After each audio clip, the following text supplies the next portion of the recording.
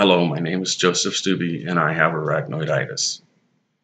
Today I'm going to take you through a series of slides, illustrations, and actual photos as well as my MRIs to show you the progression of arachnoiditis from the beginning stages to the final stages, which is the most debilitating of all.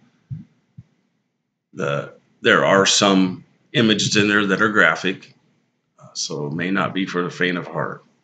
But I also want to give you a little background on my journey. In 2011, I had 2 spinal surgery, a fusion and a spacer placed. After the fusion, I kept telling the doctor there was something wrong. He insisted it was surgery pain, but when it kept bugging me, and I kept bugging him about it, he decided to put a spacer in on one of the exiting nerve roots to see if that would alleviate my pain. It didn't. So I fought for a while, and they kept telling me it's just surgery pain. There's nothing there. They did MRIs and EMGs and said they can't find anything. In 2013, January, I started falling. The first fall I took, I got a compression fracture in one of my vertebrae in my lower spine. The doctors didn't feel any need to treat it, that it was minor enough. However, after that, I kept falling. My legs kept giving out on me, and the doctors couldn't give me any explanation. They put me on a walker.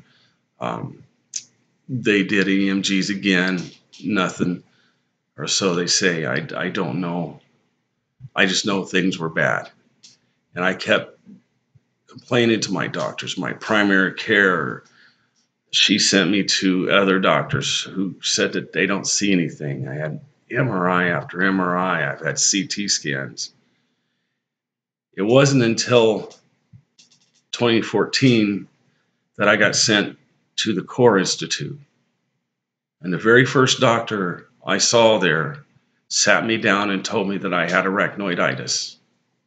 He explained it to me. He showed it to me on my MRIs, and explained it in a way where I pretty much understood what this meant. We decided to, at that point, I didn't know epidural steroid injections were bad. So I agreed to have one. Now, mind you, up to this point, it was a nagging pain. It was there. It wore me out a lot. I had this epidural steroid injection. After that, everything broke loose. My pain jumped up through the roof. I was in just horrendous amounts of pain. They sent me to a pain manager who got me on some pain medicines, helped me out. And then we decided to do a spinal cord stimulator trial, which was wonderful. I didn't have pain for 3 days. It was awesome. Now I'm in the process of getting the permanent one implanted. Also, I had another spinal surgery in November of last year, which helped some of the symptoms because the nerve was bulging out into my cauda equina nerves and was causing them to be inflamed, causing my arachnoiditis to increase. So that's a little bit of my story. It's very debilitating. There are days I just want to stay in bed and just cry because it hurts so bad. Walking is a nightmare at times because my feet feel like they're broken. My legs feel like when I stand on them, like I'm just crushing them. It affects my bladder. It affects my bowels at times. It causes a lot of issues that's really hard to make it through each day. I have to, when I wake up in the morning, I have to decide what I can and can't do because I know that if I do too much, I'm going to be in pain for days. It's a give or take. It's hard to decide each day what I'm going to do. I love my granddaughter, my 2-year-old granddaughter. She comes over on Mondays and Tuesdays and we babysit her, and I can't play with her as much as I used to. If I do, I wind up hurting again for days. I'm currently in a flare that is a really bad one. The fact that I'm just sitting up is attributed to my pain medicine.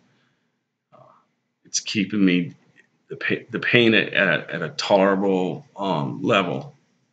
So anyways, I'm going to do this slideshow with you, and it will give you a visual of what's going on inside our spine, since you can't see this injury, and since a lot of people think it's in our heads or we're just being lazy.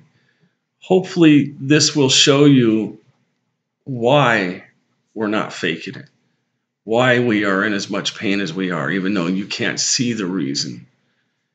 I hope you also will share this video among your friends and their friends, so that we can get a better awareness of this.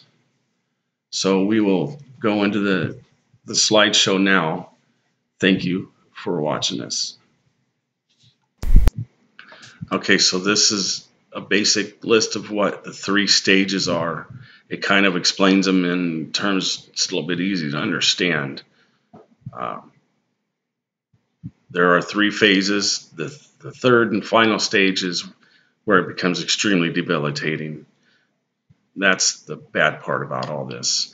This next slide you're going to see is illustrations of arachnoiditis, different angles, different explanations on this illustration. It helps, I guess, give a better idea of what it is, what it does to us on the inside of our spinal cord, where you can't see it. I hope this illustration helps a little bit. The next several images you're going to see are my MRIs. This first one, it shows the clumping of the nerves and the adhering to the inside dura of the spinal cord. You notice that they're in a smiley face shape in this one. This next one shows more clumping and adhering. You see them in clumps in different spots of the spine now, where they should be floating freely. They're actually stuck against the inside dura of the spinal cord. This image shows not only the clumping of the nerves, the adhering to the spinal cord, but the clumping of the exiting nerve roots. So it causes them to be stuck in that spot and not be able to move. This one shows severe nerve root clumping and adhering to the inside of the spinal cord, the inside dura. It's pretty painful. This one is basic. It just shows you the view of the inside of the spinal cord, and you notice the scar tissue looks like cotton. Wish it was. It's actually rougher than that. Now these are the gory ones. It's pretty self-explanatory. It's an open spinal cord. It's an actual photograph of the inside of a spinal cord of a patient with arachnoiditis, and it gives you all the different visions of what that is in there. It's pretty rough. Now the next slide is going to show you the beginning stage of arachnoiditis, and you notice it looks like a bunch of overcooked spaghetti stuck to itself.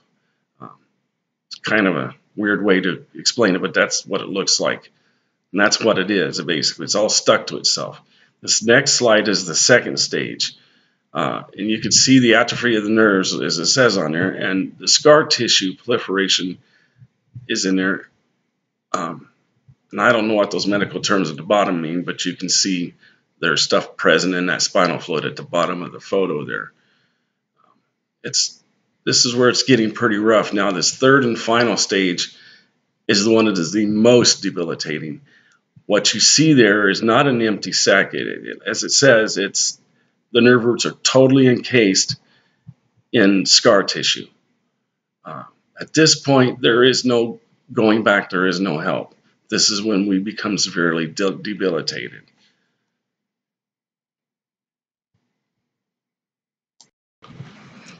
Thank you for watching. I hope this was as informative as I wanted it to be, and I hope you walk away with this with a better understanding of what we are dealing with. That final image is what the majority, if not all, of us have in our future. Unless they find some cure, but I don't know. That's the bit of uncertainty that this carries. It's a very scary outcome.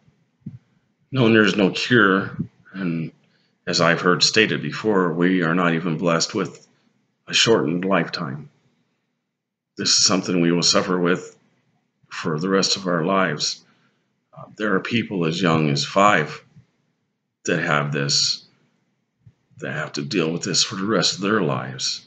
Young mothers who just gave birth got it from the epidural injection. They have to live with this and try and raise their babies through all the pain. I'm older now, so it's a little bit easier to live with, not much because of my granddaughters, because of my lifestyle, a lot of outdoor stuff, camping, nature photography. But I vow I will be back out there getting my pictures and camping one way or another. Where there's a will, there's a way, and as long as my legs work, I'll do what I can. Again, thank you for watching, and I hope you share this with your friends and they with their friends. Maybe we can get more understanding of this. If you've watched my first video of the petition that we've done, you know what we're fighting for. Please share as much as you can. Again, thank you very much.